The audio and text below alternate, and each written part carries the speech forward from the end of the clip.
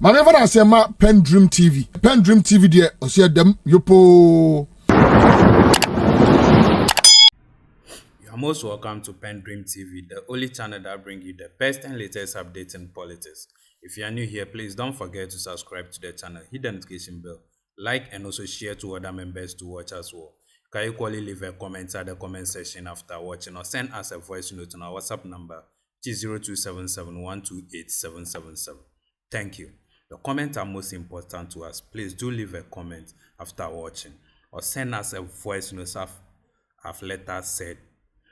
Send us a voice note on our WhatsApp number, which is 0277128777. Share to your friends on other platforms as well. Please subscribe for more videos.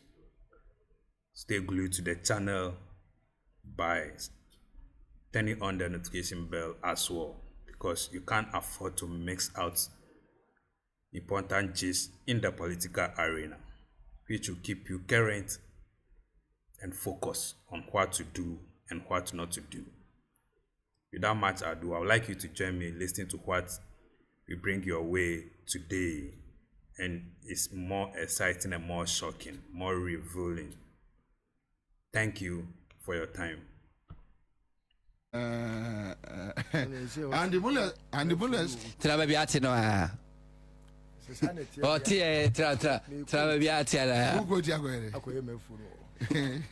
Osika, Oyakoye, Ashawuki. Ashawuki, notice I have been no hero draw.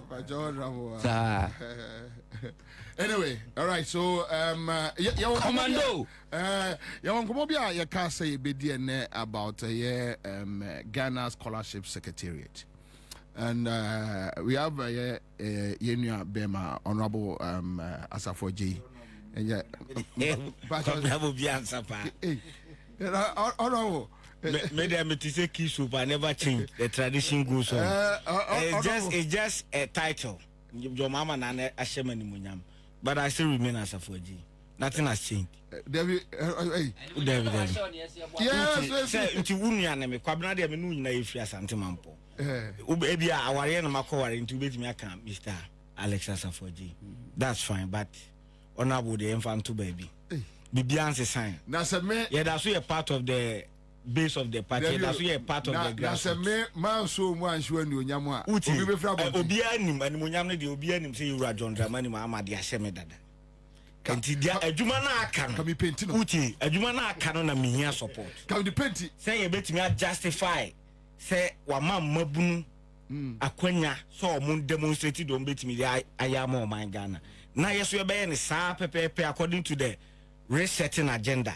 Na Ghana for be Gina to say, I am papa, who be or Mabun, and or the brebi ma or mo. Said the bay or meet me a boama or mine, Yasan. I be see track nan cassa a pese, ya day or minisi, yet me could do baby. Anyway, my man Simon Quababu, and I mean Musa off office to say this is your first time.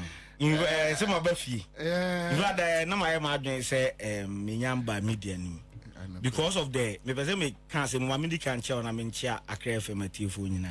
Namincha NDC a bush your cooning and Namincha or my gun as soon now. The only said the nature of my office, no.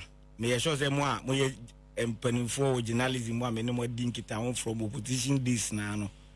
Namu Pin to as a for JD, I did not quench your best and ideally, that is the anticipation, and I said an amount for Susuno. But the nature of my office, no, it was some touch of diplomacy because secretariat deals with the embassies and international community. Even when sometimes you won't say Bibi Ako Ronga, you just can't jump into the media like that and be talking about issues because can they Ebia can Kuntia Jomahama Ebequatia the previous regime. But then the missions, no, and I feel like the embassies, no, Omudo MPP no NDC no CPP no government of Ghana. Inti obufani say the actions of MPP or if you like NDC no represent Ghana government. If you are not careful and you are always out there talking, no, they also have their own reporting system and intelligence system. Okay. And so they are able to listen to you, and based on what you, the registrar, is saying, they take decisions, which may even affect the current government. Into a sensitive kakra, sometimes anything among say for all this while, you bo me din na monte men kawo. Radio so and maybe a TV so. Yeah. Anyway, but my ba because as a papa I know. My ba because as a papa because President Mahama as part of the 120-day achievement, no. Yeah. You two and among P. Yeah. And Tanamon, it's important say at this point the Ghana for bedding. No matter say the area or Ghana Scholarship Secretariat. Sure. Now you there two jamu be so you rasa for J call hono.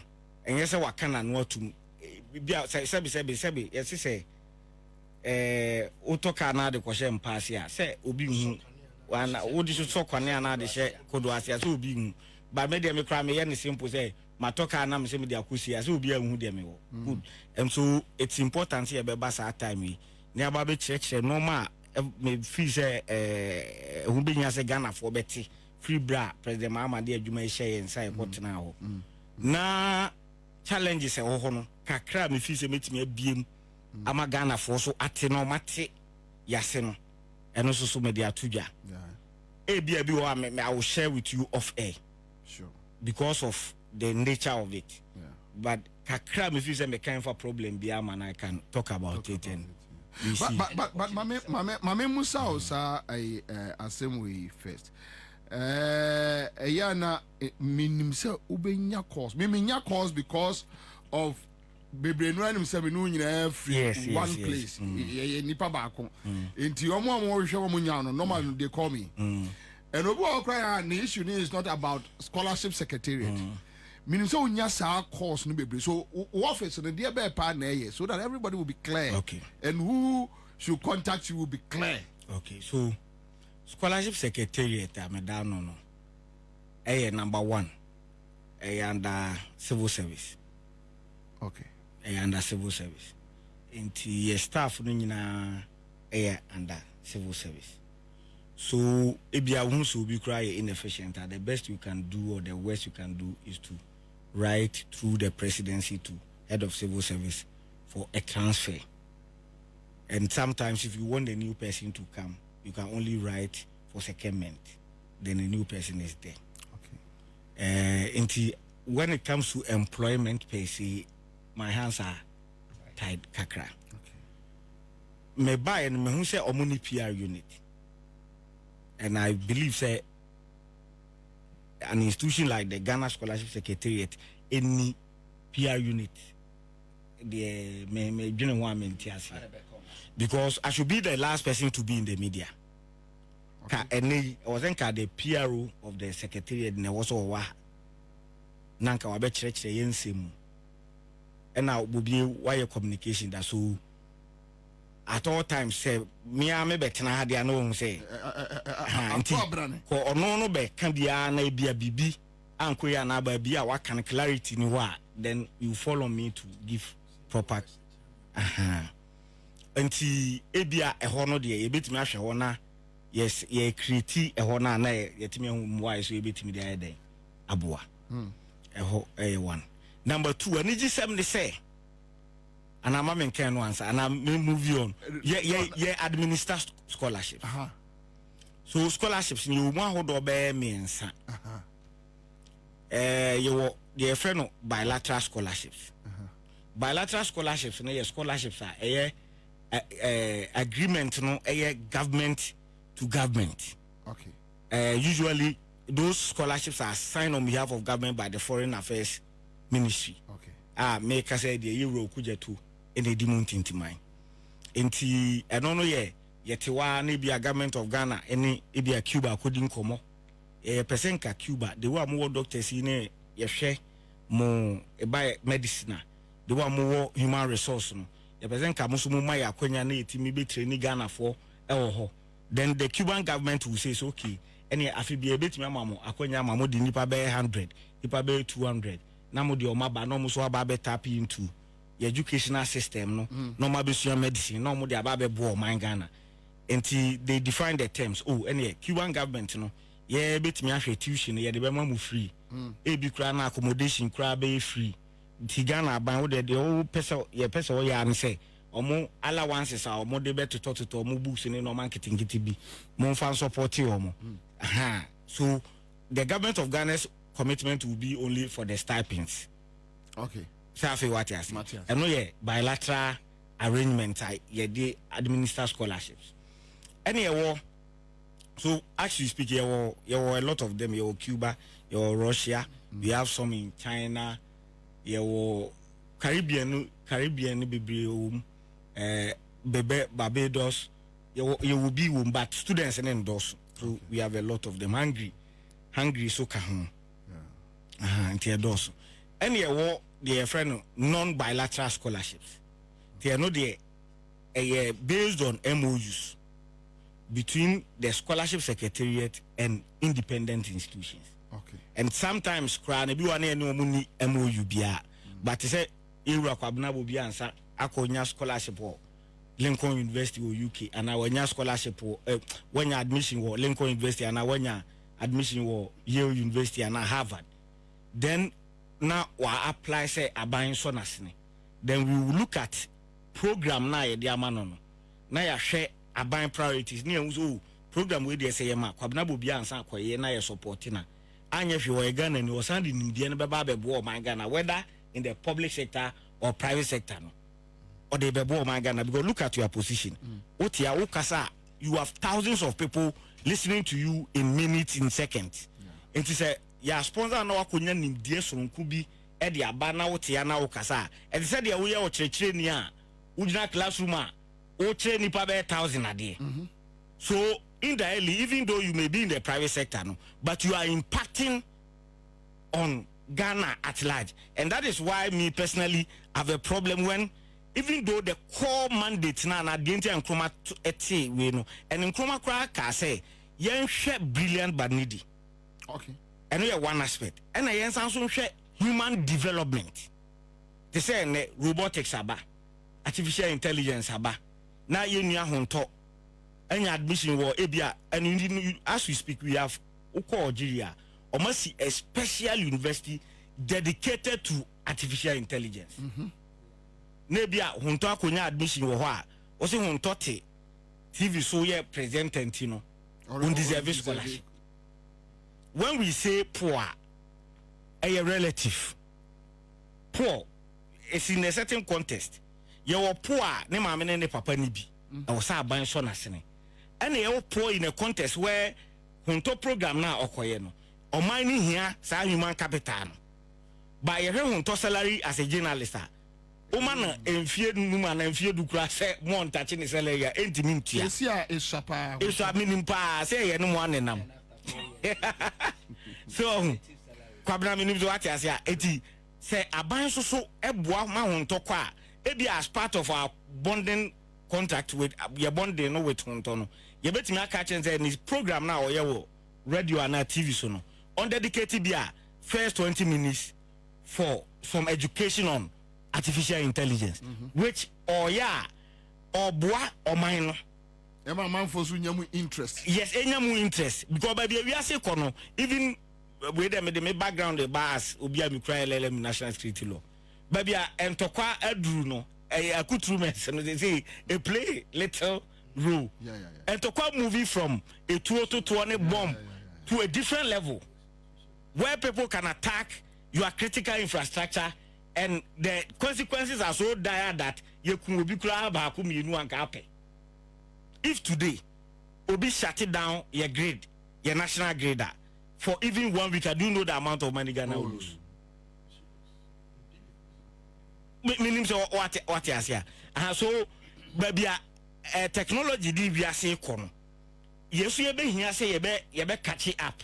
So we will always be at par with our young for in the global, you know. And so I know you're one side. Then we have institutional partnership. They say Bianca Wana or boss, you are said to Agungu Abba secretariat. Oh, okay, me your business way, me. But when say Ghana, when it comes to manpower, you need nipa bebre omo nim de wo ade we ho. Enti okoto machine we cry even do e be bo adwuma no. Say ho to kema to get somebody to even repair it no difficult. I just also the kwama no ne. Enti kameme de me wuska kakra. The person ka metua omo fees no. Na nka bia a 6 months program. Scholarship secretariat mo boana musumutua stipends bi kakra bi about $400 bi na $300 bi kopim say on be 6 months no.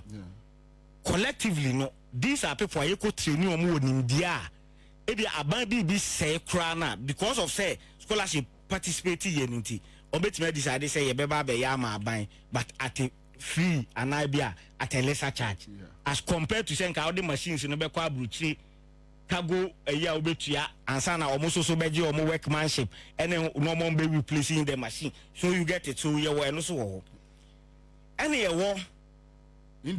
individuals to say now me want to talk assembly. So for instance secretariat in bit me decide and which is a program I draw. I've spoken to the honorable Agric Minister Yura Erikopoku about it.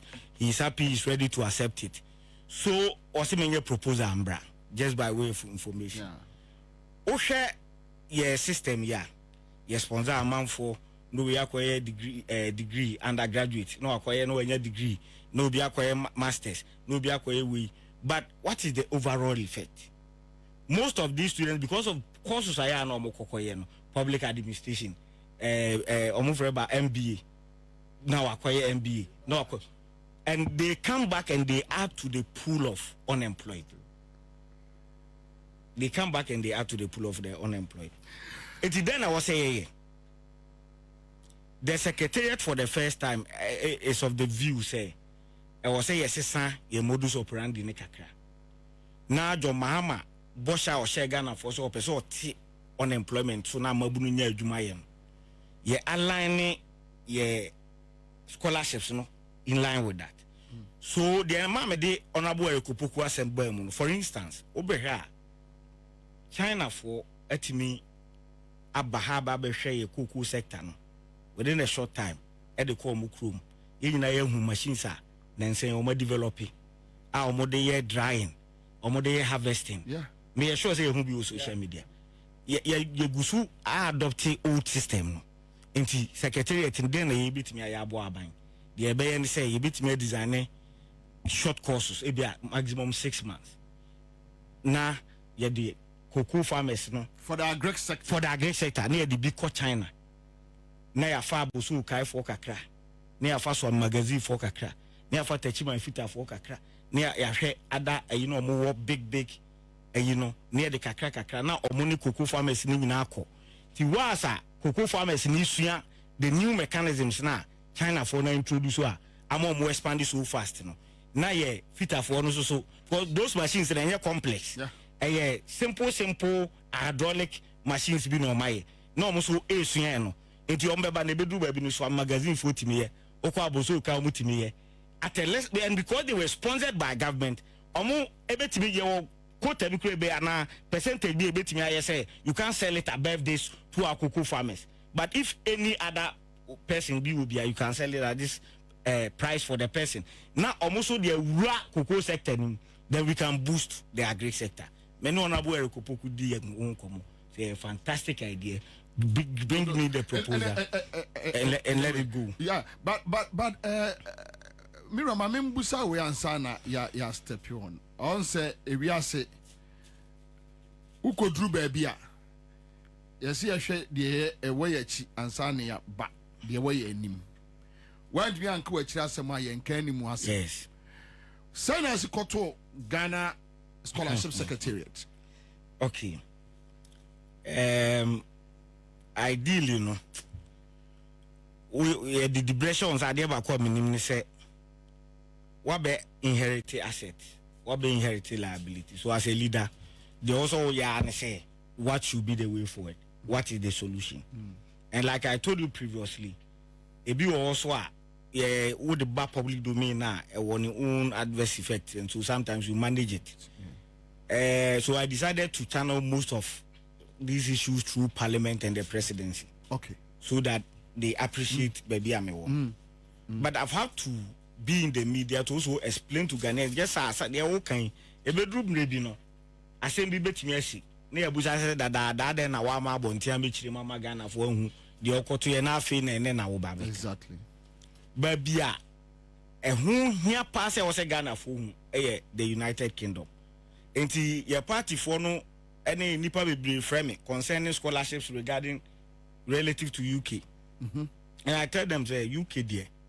For now, Obia Nyabutre. Because when Tommy no say United Kingdom on kwaya de ka 32 million pounds. Ha UK nkwa.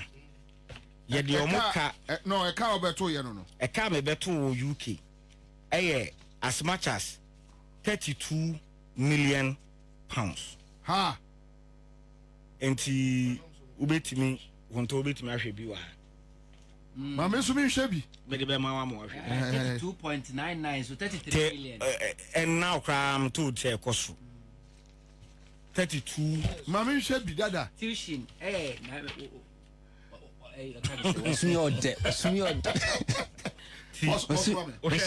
break down no institutions no ne e kai de de wo mo so I don't want yeah. Oh, now we Bobby so boss. Don't worry. But quick now on tuition balance 2023-2024. 9,897,000. 50 pence. Some mom dey say. Omon coins no e dey chire. Okay, about the legacy debt. And also so 2.572 million. Within which range? Pounds. Within which range? Over 2023-2024.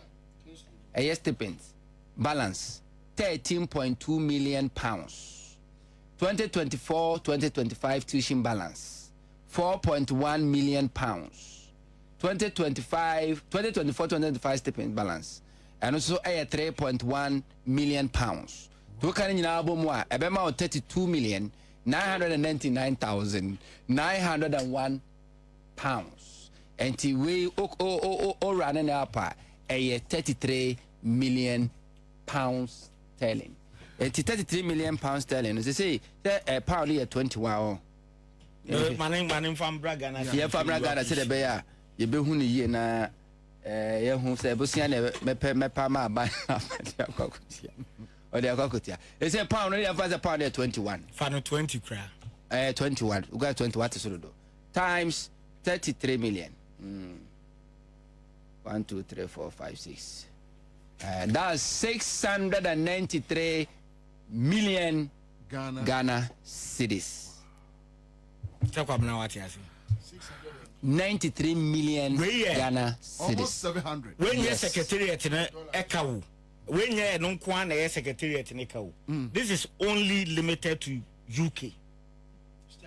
Other countries in Maya, you have Hungary, you have Cuba, you have Dawson. Wow. What I say? Your Russia says Dawson. Morocco, Algeria, recently or Morocco ni Algeria for were in the media. No means but is almost grant interview say the Omoka 11 months. Now by we ankasa by what this. Man who some bear demonstration. Me ba na me pese me di kan good news no. But what you say? Yes, bad news. No, me interview so I know how I'm building it. So you go. So enti a car UK nko ye de 32 million pounds. How do anybody expect say within 3 months after Ukraine every day budget appropriations ya pass ya because of changes the new EI now agencies be free OGM Office of Government Machinery here was say give me systems now you realign it takes a certain time. You expect say all of a sudden government beat me a magic no attempt 32 million pounds say UK for students more magic. So let me address the demonstration then the good news yes. See me buy there na my me buy na students in UK because of non-payment in this aka we are to na we are for registrar ya log me out of the student portal. Ebi mo graduate ya deny almost say ebe mo certificate. Ebi mo wo kra na che say school ni ma mo access to anything. Che say frustrations in kwana students and they go through. Enti obeka then na me na ma administrator write a letter, address it to this school. This should be the content. Fabra na me sign it. Na me the call. So me assume here me throw letters to almost all the universities your students work. Say new government, new president with a new vision, new registrar with a new vision. Meaning say John Mahama menina nyankita hu dia briefing chief of staff, my briefing president. Say this is the situation I'm confronted with. President Mahama ye committed say be solve these issues in the field. Because at the end of the day, it's not really about MPP. It's about our students' welfare. Because a Ghana fauna, whether ye ni dom kugu ya ni you or a Ghana ni, and so a government na said yes say or say or more welfare no ya taking care of.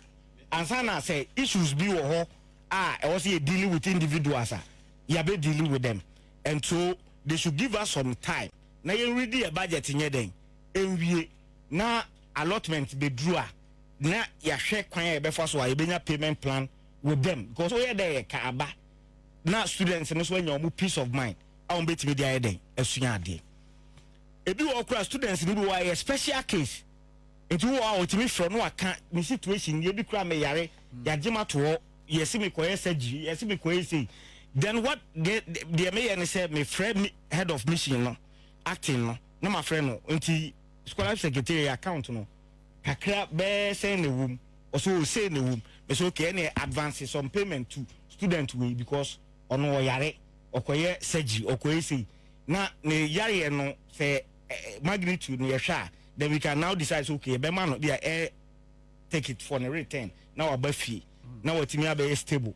Even in some situations we will have to arrange for an online session for the student or what I say now still an ofie no kra no or to an addition so say there be a onka echi my many students e wo UK aye virtual meeting me buy ya usually first quarter me and be follow me be say flyers or it's ongoing and ra me Cuba no more Caribbean ye and there was say me yebi, but because of 1 or 2 media question Friday minimum a virtual meeting, and in a virtual meeting I realized something, and that is where the problem is. Some students were very political. So my question was 8 years ya demoka ebi mu sapiens no kura 2 years in Sankabi.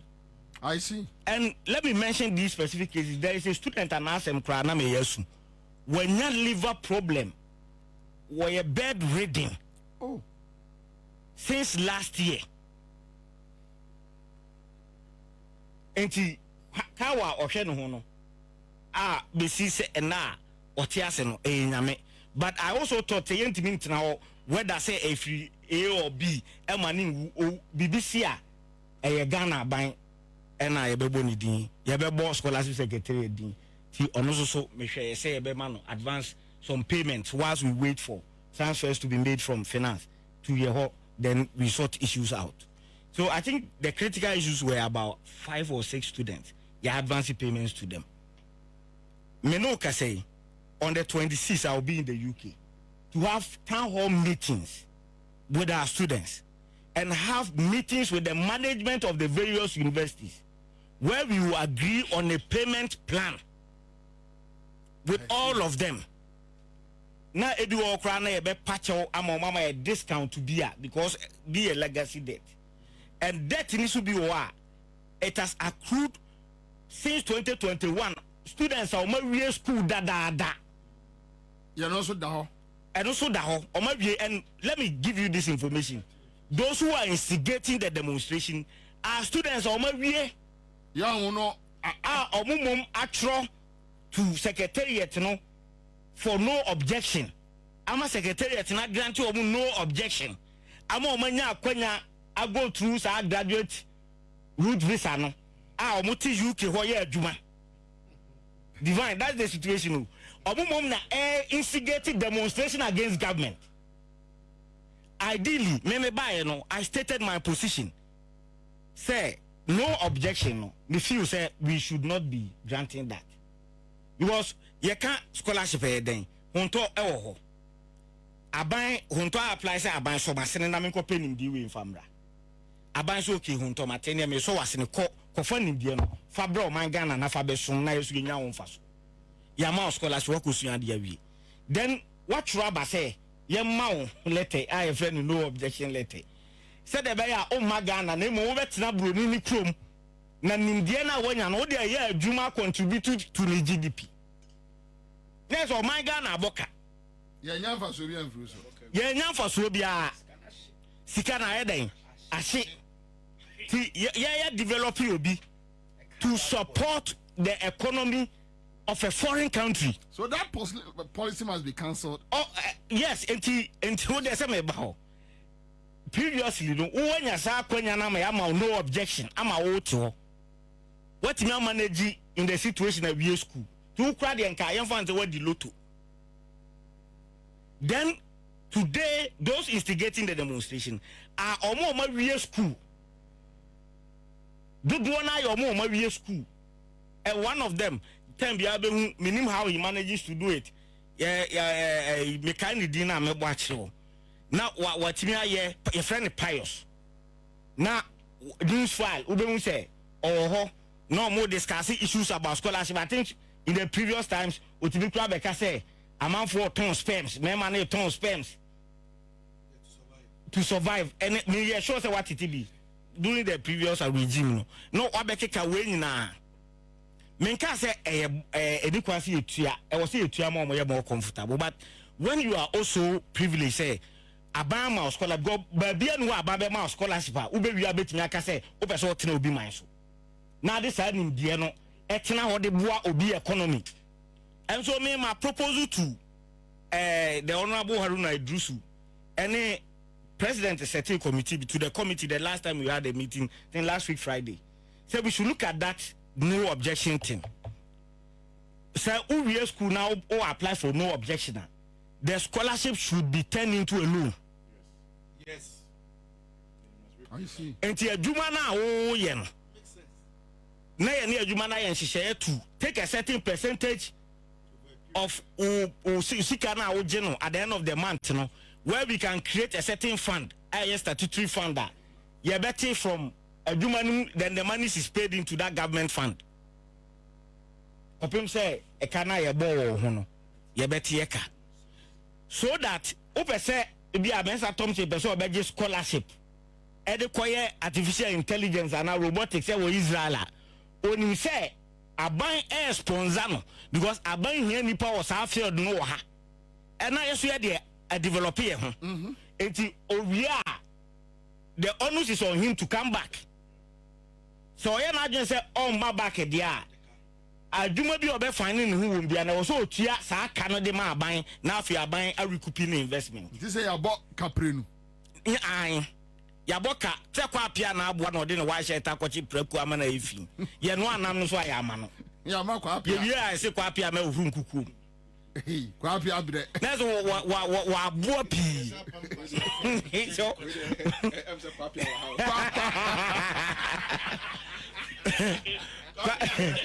kwa apia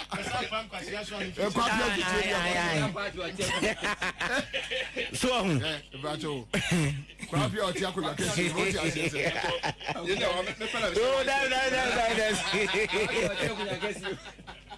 oh enti kwabna that is the situation enti me the mabo committee na mane mabo honorable minister mane say no objection e ka me nko anka yenhwe na fa conditions bi nto ho ana say ye ma award letter cry yen stating home say ukowie na decide say o ma these are the conditions Ghana boka bebre so right now omo demonstration what are some of the issues omo say yentua on paid stipend omo sika na omo de show since when about 2017 because ohwe ekaya eda ho ya enye ka obetimi abro within 2 years o 32 million pounds is no joke o calculate more than half a million Ghana cedis. No, a billion Ghana cedis. Half a billion Ghana cedis. Has Ghana taking that much from the UK government? No. Debbie. So what you say? Anti challenge your minimum a virtual meeting. Meno can say 26 I'll be in the UK. So we have a town hall meeting. We discuss, we have one-on-one.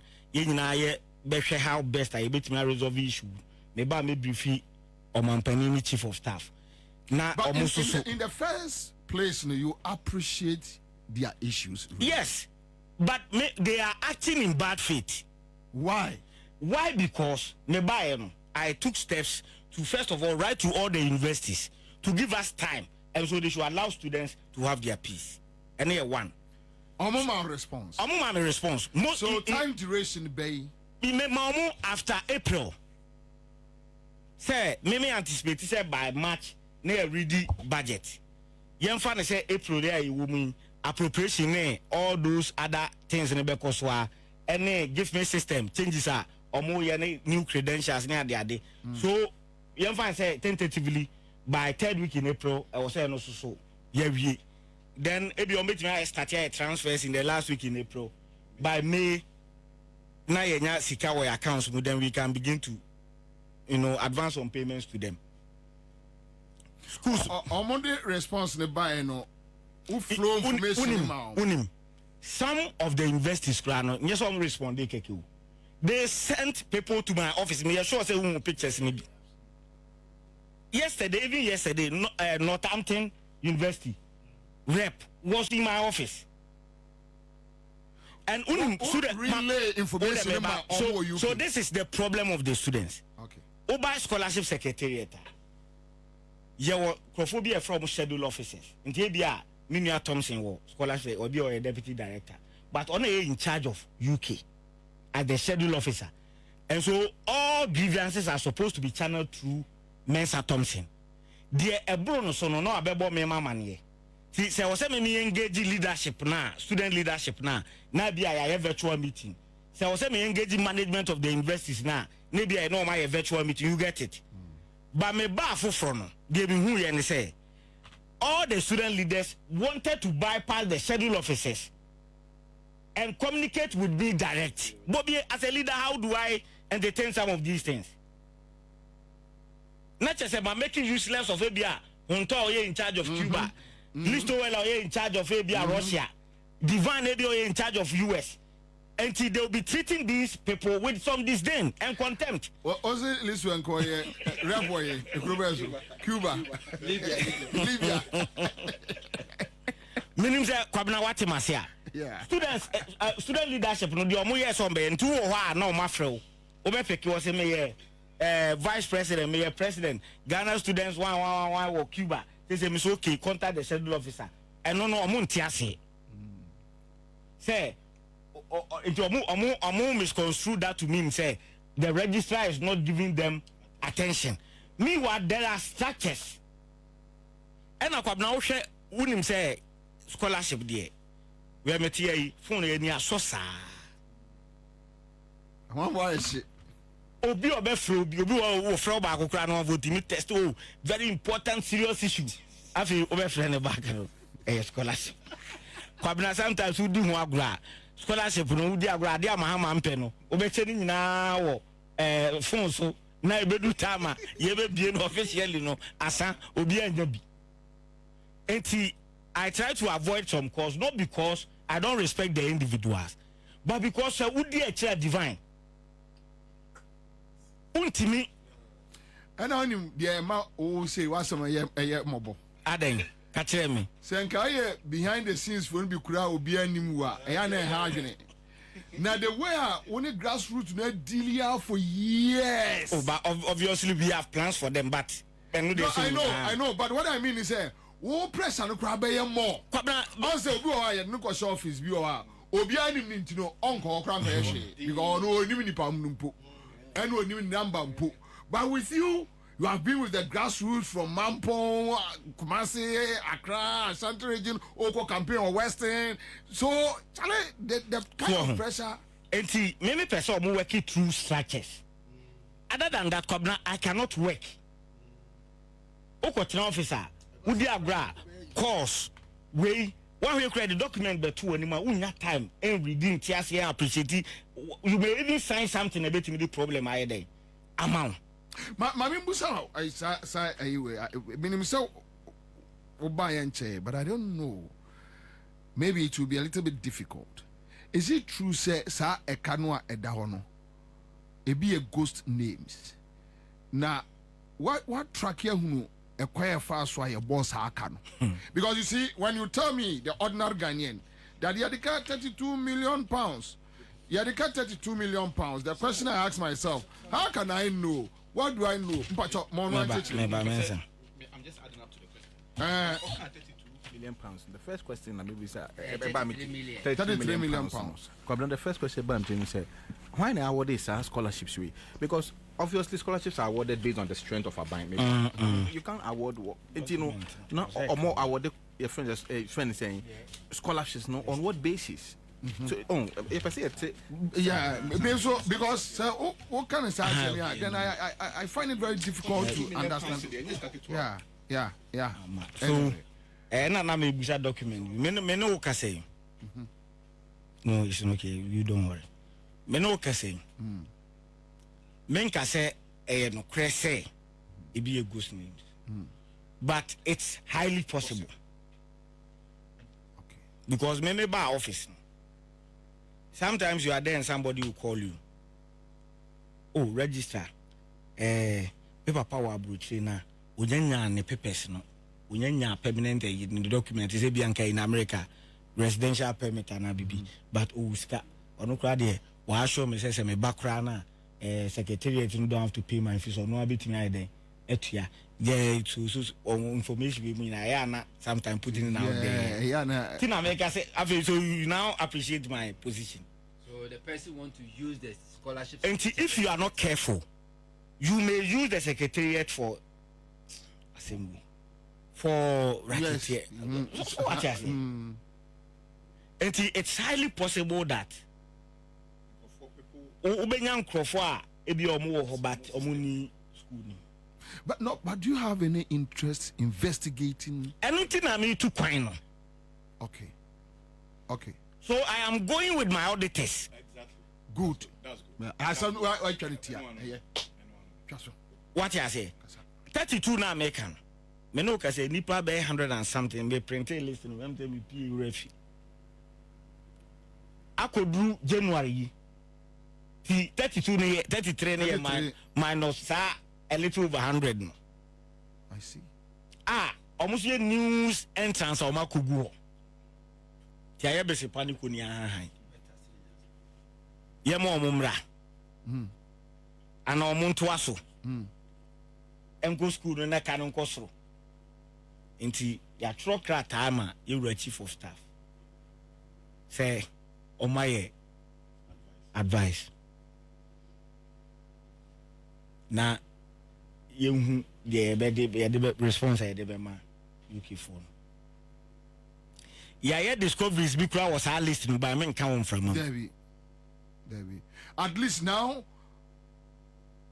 you fair idea that U2 one among what I say. And me buy your letter has Masisano.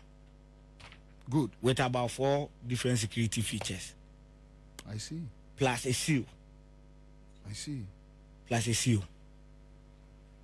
Your website now more scholarship secretariat dot something.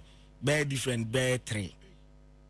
My catch room so much shutting down. Come again. 3 different websites.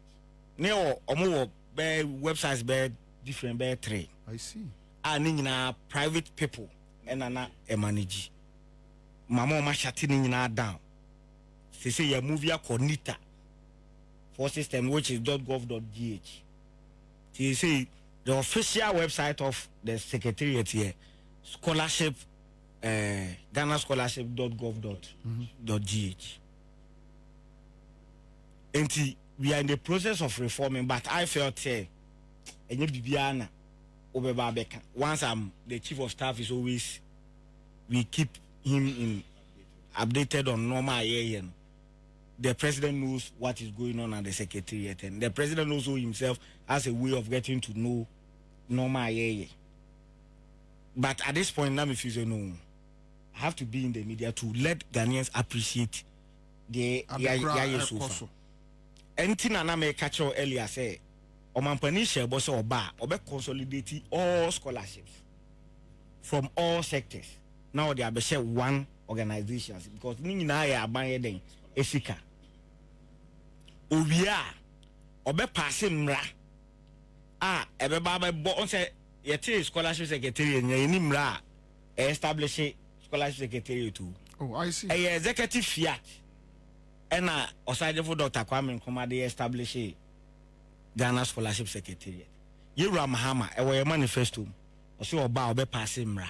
No a reform or a consolidating all the scholarships in the various sectors under one. Timino Kasei committee was being chaired by Education Minister. These are the achievements we want to touch on. Yes. Mama, just a minute. So I will come back live on our 100.5 Citizen Show. So one quick comment from Snaba Kwajo Nomafu says, Bobi, some of them even don't attend the schools after they enter the country for 1 month. Then they start working for money. Okay, so watching you live from West Ham in London. All right, so thank you. On your Facebook page, Kajaro. Francis says, good one there. Saniko says, Laya Baumia and MPP people destroyed Ghana even before they left. Julie Belinda Obri says, fireman. Wisdom, Bafa says, Asafoji, Ghanaians must also know. Come. All right, let me move on. Shall I just put your sentences together? Okay, so Accra announcer Asafoji knows everything. But he's been diplomatic and economical with the issues. That's all. With the advocacies, most of them don't follow procedures. They want shortcuts, like using the boys at our Goro as our Goro boys in Ghana. Okay, Maria Adams says, I'm now a bit comfortable with your submission. All right, so you have Stephen also says, please, as I've joined this grassroots here scholarship. Hey. Because no auton yo asana auton asana by the way anyway Accra Van Dam says Kevin Taylor did an expose on the Ghȯst names issue with scholarship secretariat. Okay, so Thomas Doji says Nanado just decided to destroy Ghana. Simple. All right, so Bobby Tasa for J, the scholarship secretary need forensic auditing. And I am saying I don't know boss no. See, I know so crack can't be no too quiet. You see, the man is just in the office barely a month or 2 months. So I mean, yeah, man, quite a crap. Albert Brack says that is what happened under Kingsley Ajimai. Selling of scholarships. Even the media guys are afraid to talk about him. Okay, Maria Adams says it's highly possible. It's not an answer. You need to go deep. Okay, so Maria Adams, comment we have it later say. So because munya botreno on kasa na muntie interview ni now mo pe credi I'm a bit comfortable. Okay, so Bobby, I think we are not serious as a country because all these students living in the UK, do you guys think that after their studies they'll return back to Ghana? You're also not for JK 17. So Nasa also better why a Juma de Abua or minor dia then. Jonathan says, guess how much $33 million pounds can do in Ghana if we invested it in our educational institutions. Asnaba says some of, okay, so I think I've touched on Asnaba number 4 message.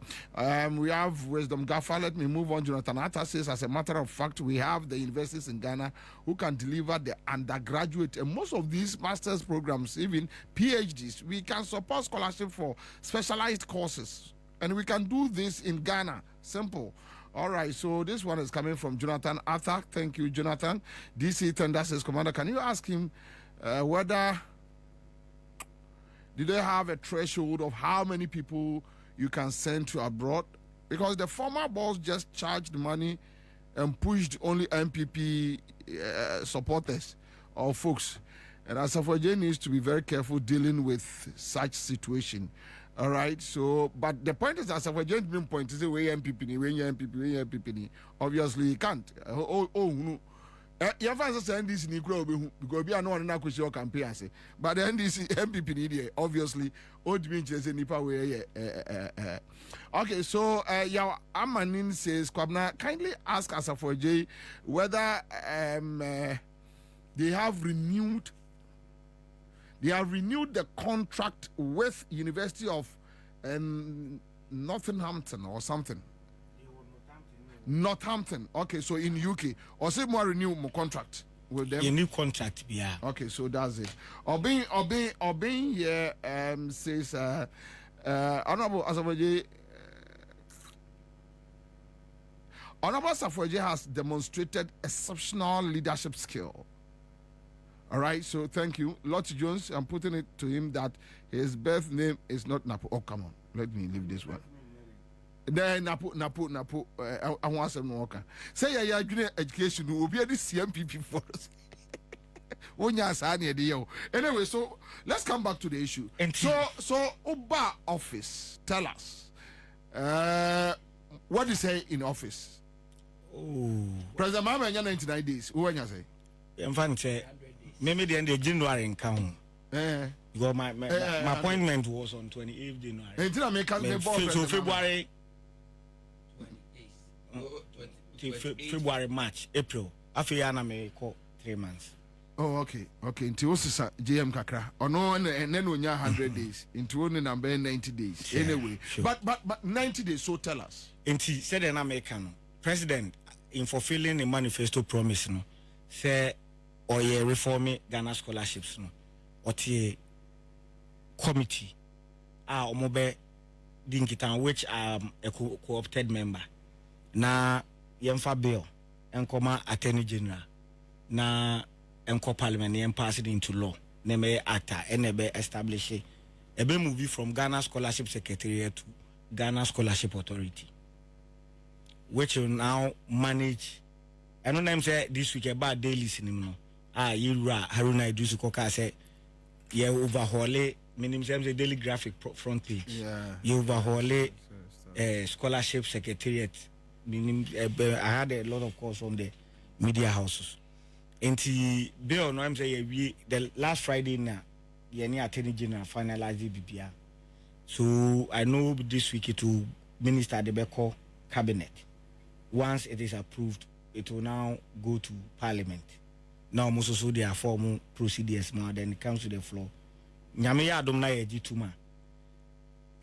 Said an American, we will have your selection criteria clearly defined in the act. Your considerations are and let me reiterate and place some emphasis on this one. Also, a lot of people focus on Thompson Ewo. Almost you say scholarship should be about brilliant but needy. Mm-hmm. That is a component of our mandate. Intime, say free. First, no fee stress policy. Now, a part of your mandate, the new management say, Anka overall best students of all the secondary schools in the deprived communities, no, automatic scholarship.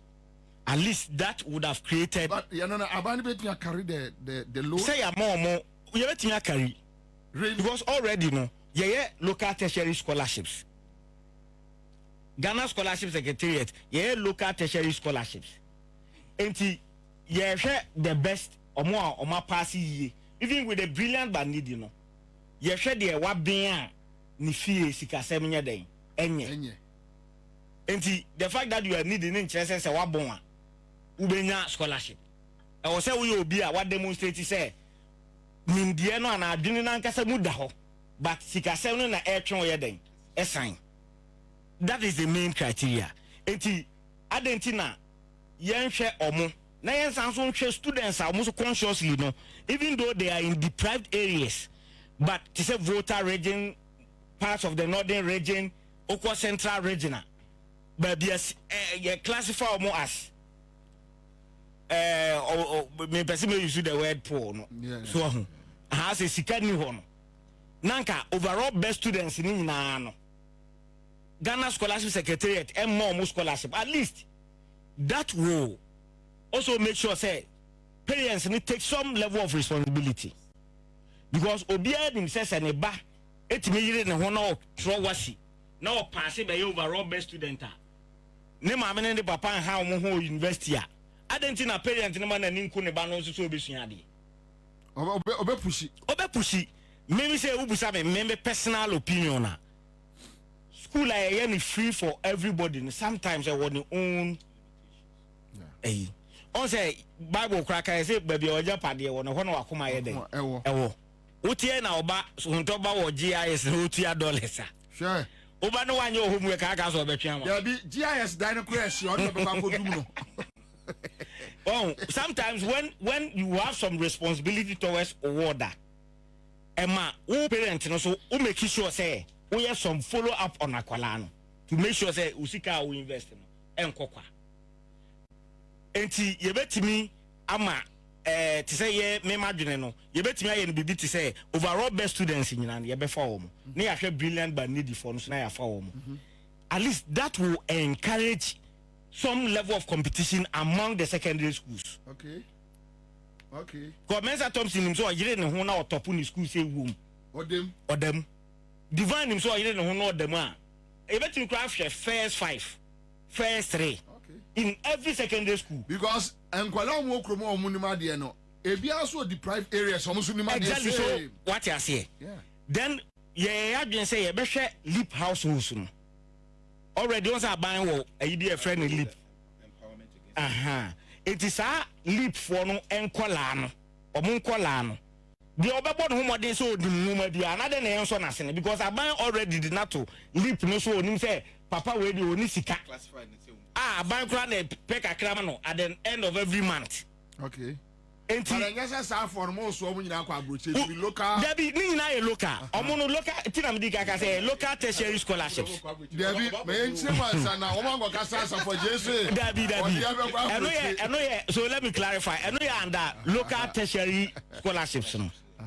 So what you say? Na ya hwe nanka. Obi kra be bisa say na a local scholarship no so e course ana. There be a course. Okay, good. Eno usually no ye be launch kra na ye tun sa friends and trofo. Good. That process is very transparent. Emma, ye say that say ye launch it. Your website obi abeko. Now open so your application why ye decentralize no. Ye ba almost all the districts. MC eka selection panel no ho. MP eka selection panel no ho. Ohene na so ohene rep eka selection panel no ho. And members, 2 members from the secretariat. Enti ayini na exams every no listen they go through some interview process with the selection panel. Then selection we are near my award letters no across Ghana. That is how it is done. It is not done in secrecy. So na enipa be so enti bilateral scholarships na say. Bilateral, especially Hungary. What happens is that Hungary for be embassy no be my say oh you advertising. Enti nipa dodo say na apply to almost all the universities. Then they will now apply through the secretariat. Secretariat now has to nominate only 100. Say nipa 2,000 cry. Omono slots no 100. Enti nominating 100 na bi no. Near the list number embassies no. The embassy now will now send the also be our individual university or Hungary or apply to. Then they will send it accordingly. Then the universities will send another email to the students where they will run another test with the students. Okay. And sometimes even though you are sending 100 no, more aptitude test with students maybe a 60 pen na kwanya. Minim say kwabna. No, it's clear. Enti said the amount for can wo abonten say na manya selection manya we enya omu cry omunya selection ni nyina na nya admission no. I see. Because the student, the individual universities will run another test. And for PhD students, there were reps from the various public universities interviews for PhD students. ansana eno kura ne nye final say what go through what pass interview no when ya automatic offer. The individual universities will also run another session with you. So mufi say half for no you the secretariat no cry here kululua you won't get it. Just to have a very clean yes. system. The individual universities also has another layer. Our musu this screening to do out the 100 never but do a 60 pen on befa. If you are 70 pen on and when you are lucky. Kwabna so what you say? Now back to the meme buy me. Ti meme buy said an American Macona bo Eric Poku. Yeah. Macona bo Elizabeth Ofuswa Jareho. Yeah. Dentina Mekoho. Because meme share how ye bet me align ye scholarships no. Ama ye nya skills. Whilst we still continue with the academic okay. Because the young say over the period certificate will be abinya. But the important as soon as say I was any panel to me at the year be a ball mine no mine so far. So whether in the public or private sector. Okay. And to say Osha rice farmers. Any Vietnam institutions kakrakasa. We ready say you select rice farmers bear 50 beer. Or make me no more run about 3 months and a 6 months program. No much best practices in rice farming. No much said your my year or Mudiana and no be a major exporter of rice. Then they bring that knowledge back. A policy we are in secretariat. Media me metu bibiasa we me madwene management are discussing. Okay. Na ya hwe eno enti eno no ono obefa labor. So omo ni certificate and the BBI about white collar job no we also get employment through a ho. And this noise about Ghana ye near Juma Mabru near Juma na kakra na eden na eba form. Obi wo okra na o de ni betu kwan oko akwa skills ni via your national entrepreneurship and innovation program. Me near J na dano. We can easily push them say mo kra startup capitals abode my sankrofo ye de o makọ bi a China. Ye de o makọ bi a Malaysia, ye de o makọ Singapore. O makọ akwa skills we. So just give them the startup capitals. Obie na juma obefo nipa. Yeah. Ofo nipa unemployment na the so ye den. No. Bobie binim say what you say. Yeah. So we engage Brazil. Hwe Kumasi, hwe Kotokuraba, hwe Techima market wo. Brazil omunko suya hawa. You see Brazil has a lot of big commercial markets. It generates so much revenue. So how do you choose the people? Through partnership with the various ministries. Okay. And yeah, secretariat in the bed because we don't have direct contact with those. You say Agreka. Yeah, Honorable Eriko Poku. No more di nipa. Exactly. Okay. What you want to say? Trade by contact magazine. Yes. Trade for no crown. We may call Mame Elizabeth Ufuswa Jari was also she's in charge of the industry. Skill set are lucky industry name. So that we will align short programs towards and in just okra certificate in so for the first time you better say be a day Kotokuraba market for leaders kakra yafa Makola leaders kakra yafa KJT leaders kakra yafa Techima market leaders kakra and omuko Brazil but the more how omo manage omo commercial market no oba ometra pavement should be there be any what how omo generate so much revenue and eboa Brazil economy no yeah meaning say what masia munko Vietnam munko Siamra munko China munko Siamra wouldn't say and jute Cocoa Board is spending like more than $40 million on importation of jute bags. Yeah. And a businessman no should take advantage of this thing. $40 million can stay in this economy. Unto an anime due to issue emura bi na ebia o emura ni ebia. Imagine say divine e wo be 10 acres wo vote ho ba bi. Thompson so wo be 5 acres bi. Kwabna wo be 3 acres bi wo mampo. The problem is say obeye na sebe ya CEO no obeye say wo de no obeje. Obesa ho akwa China. Joma ama so reset it. Nti CEO no beti ase. Unya hu CEO aye kana asema yi. CEO bia no wa me powerful than the president. Unya hu CEO asaya kana asema yi. Ye o CEO a ono bro president so.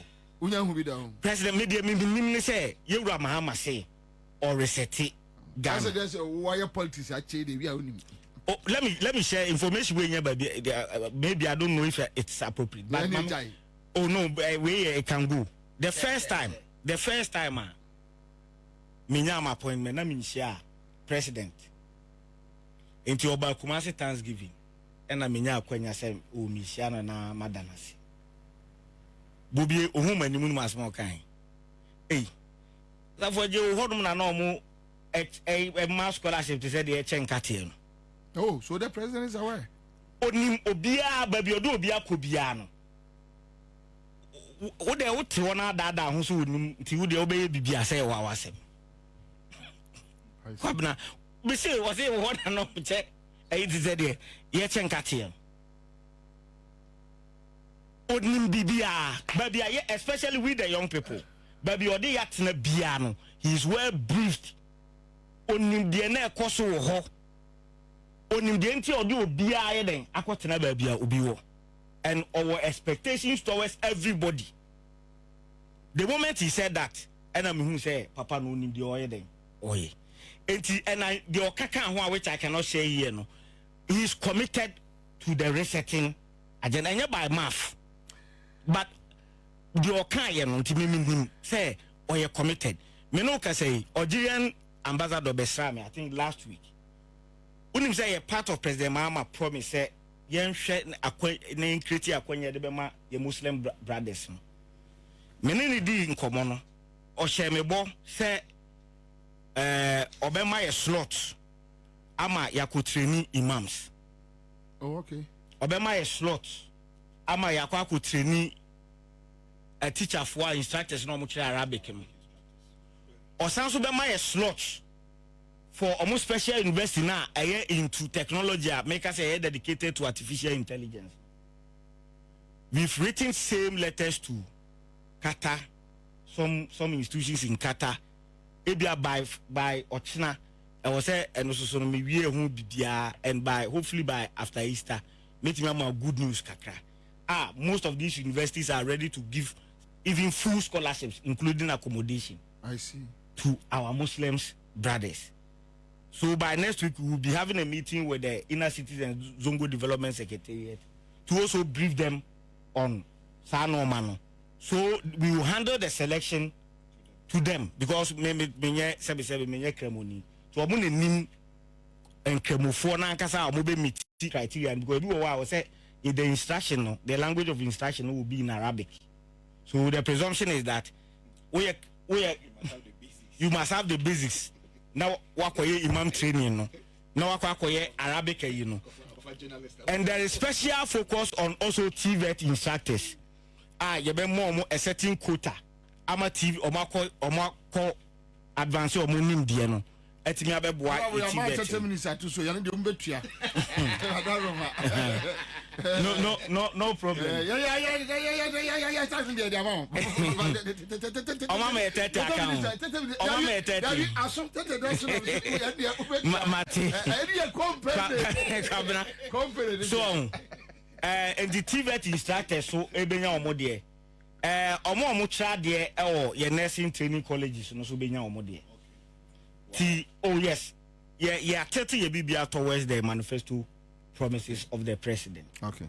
Enti kwabna munye rest assured the yesra enkwane ahoden ema Yewura John Dramani Mahama ene abutre but for UK for ne de 8 years once one 3 months ena obey demonstration abeka say John Mahama yeden and 3 months ena obey demonstration kasa asafo agya yeden when President Mahama demonstrated good faith na be na so ko no 26. Okay, because yeah, can say minim omo de but they be testing some UK demonstration come count but omo so also be about the weight. I've informed the mission. Yeah. The mission knows say about 3 test messages. Say sana waka omo tie ebi so omo West Ham ebi so omo he omo nko demonstrate omo so omo nko bi enya say omo enko they are not the organizers. Say say no matter they are not going. They wait. Oba now be share Oma the Oba can't from the indicator. Exactly. Every crowd may do 26, you know. Now finance minister Daruma, Sikaka Krebia Eden, Abba. Now I bet me Abba even before 26. Now you're to be momo. But so can say demonstration at this stage. You represent Mama Credit still and you will process his more finance care eco agencies. Then on ye. All right. And on ye. SCSUBB, a live around 125 citizen show, Mr. Asafwaji. You're doing Komobe Brienne. Na Mijiri say, on Manfua, na Monty, a scholarship secretariat in Sensman. And the Monty said there are new proposals, or there are a good table. So we are just hoping. With Niama Boss or no. A back kick off time, baby. If I may, I say you rock Kofi Adams cross my delegation to my officer.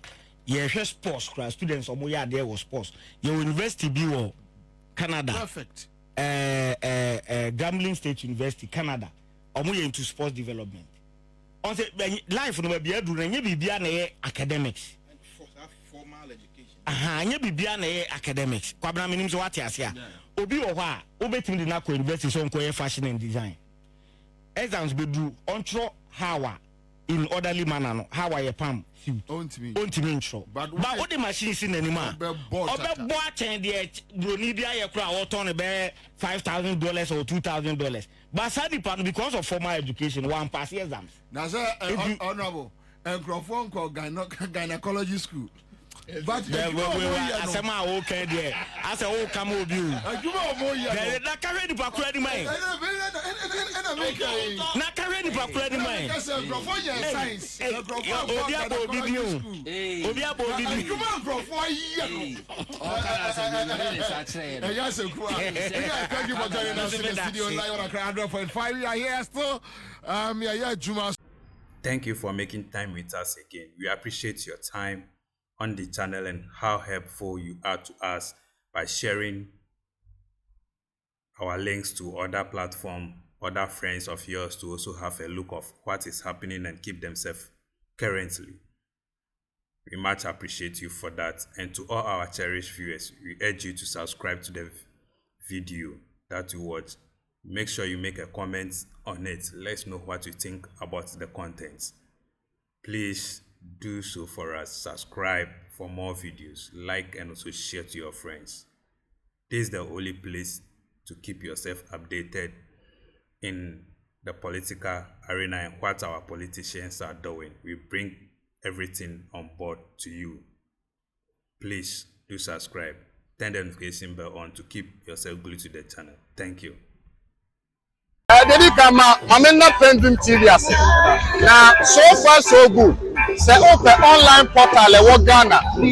Nipa share, nipa follow, nipa comment here. To my best of knowledge, without any biases, PENDREAM TV.